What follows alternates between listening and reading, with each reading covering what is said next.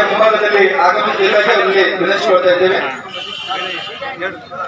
ಬಯಲು ಟಿವಿಗೆ ಸ್ವಾಗತ. ಇದು ಧ್ವನಿತರ ಧ್ವನಿ. ಕಲಬುರಗಿ ಜಿಲ್ಲೆಯ ಆಳಂದ ಪಟ್ಟಣದಲ್ಲಿ ಲೋಕಶಾಹಿರ ಸಾಹಿತ್ಯ ರತ್ನ ಡಾಕ್ಟರ್ ಅಣ್ಣಾಭಾವು ಸಾಟೆಯವರು 104ನೇ ಜಯಂತ್ಯೋತ್ಸವ ಕಾರ್ಯಕ್ರಮ ಮತ್ತು ಸೂರ್ಯೋದಯ ಕಾದಂಬರಿ ಪುಸ್ತಕ ಬಿಡುಗಡೆ ಕಾರ್ಯಕ್ರಮ ಬಹಳ ಅದ್ದೂರಿಯಾಗಿ ಆಚರಿಸಲಾಯಿತು. ಈ ಸಂದರ್ಭದಲ್ಲಿ ಸಾನ್ನಿಧ್ಯ ಪೂಜ್ಯ ವಿಶ್ವನಾಥ ಕರುಣೇಶ್ವರ ಸ್ವಾಮೀಜಿ ವಹಿಸಿದರು. ಶ್ರೀ ವಿಷ್ಣು ಭಾವು ಕಸಬೆ ಲಹೂಜಿ ಶಕ್ತಿ ಸೇನೆ ಸಂಸ್ಥಾಪಕ ರಾಷ್ಟ್ರೀಯ ಅಧ್ಯಕ್ಷರು ಕಾರ್ಯಕ್ರಮ ಉದ್ಘಾಟಿಸಿದರು.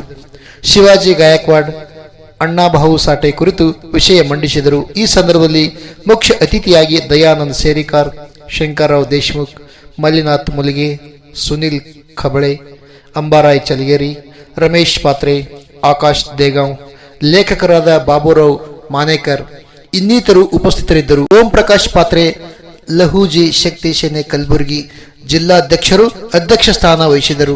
ಈ ಸಂದರ್ಭದಲ್ಲಿ ಮಹೇಶ್ ಕಾಂಬ್ಳೆ ಶಿಕ್ಷಕರು ಸೂರ್ಯೋದಯ ಪುಸ್ತಕ ಪರಿಚಯ ಮಾಡಿಕೊಟ್ಟರು. ಪ್ರಾಸ್ತಾವಿಕ ಮತ್ತು ನಿರೂಪಣೆ ಪ್ರಹ್ಲಾದ್ ಸಿಂಧೆ ಮಾಡಿದರು.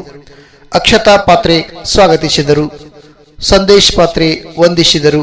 ವರದಿ ಬಯಲು ಟಿವಿ ನ್ಯೂಸ್ ಆಳಂದ್.